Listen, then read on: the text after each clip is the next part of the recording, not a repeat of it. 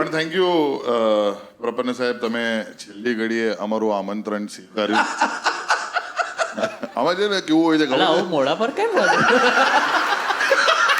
Celebrity ઘણી વખત confirmation આવી જાય. ઘાટકોપરમાં બી કન્ફર્મેશન આવી ગયા હતા, પણ પછી એવું કે સોરી આજે તબિયત ખરાબ છે, સોરી થાય આવું છે તેમ છે, શૂટ આવી ગયું છે. કારણ કે ઘણા બધા ડેલી સોપ વાળા હોય, ઘણા લોકો ઇલેક્શન વાળા. એનીવેઝ હું બહુ રિવીલ કરી રહ્યો છું. એટલે કેન્ડલ માટે નહીં આવતા એ લોકો, એમ જે તમે ગિફ્ટમાં હેમ્પરમાં ખાલી આપણે સુગંધિત કેન્ડલ નહીં આપતા. અરે બીજું બધું હોય છે હવે. અરે પેલું કુરકુરેનું પેકેટ બી તો આલીએ જ આપણે, એવું થોડી છે. સોરી, પેલો ડેટોલનો સાબુ બી એક મૂકી દે. એ તે મૂક્યો ભૂલથી. એ આપણા બાથરૂમમાં સાબુ કાઢી લેજો, હું કઈ નાતો બાતો નથી. એના કરતા કઈ સેન્ટ વેન્ટ આલો ના એ તો જે લગાડવાનું હોય ને. હા, વિરાર લગી ચાલે તો ખરું એટલીસ્ટ.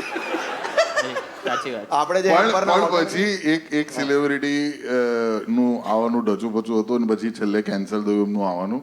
અને એટલા માટે પછી આજે બપોરે અમે અપ્રોચ કર્યો પ્રપન્ન સારે, અને એમણે આપણું આમંત્રણ શીખવાડ્યું. તો thank you so very much. તમારા કારણે આજે ઘાટકો પર મજા કરી રહ્યું છે. ના ના, મને બોલાવ્યો ત્યારે જ ખબર હતી કે આ હું સેકન્ડ હેન્ડ નો જ છું માલ.